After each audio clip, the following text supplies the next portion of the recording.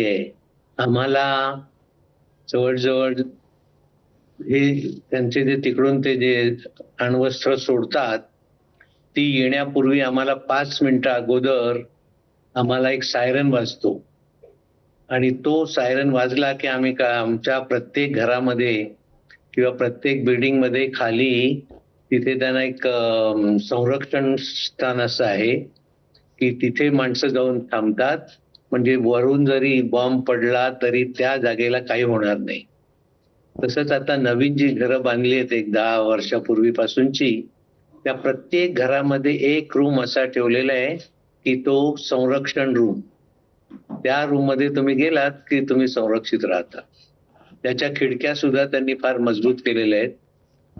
तर आमच्या इथे जेव्हा सायरन वाजतो, तेव्हा आम्ही सगळे ताबडतोब आमच्या त्या संरक्षित रूममध्ये जातो आणि पुन्हा त्याला दुसरा ते सगळं व्यवस्थित झालं, की पुन्हा एकदा सायरन होतो. तो झालं, की समजायचं आता सगळं ठीक-ठाक झालंय.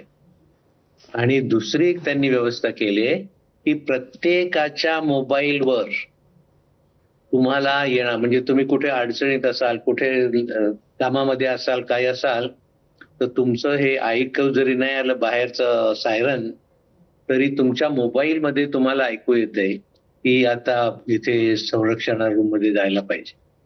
मग आम्ही सगळे जातो. इव्हन रात्री 12-1 ला सुद्धा उठावं लागतं सायरन झाला की आणि आम्ही तिथे जाऊन थांबतो.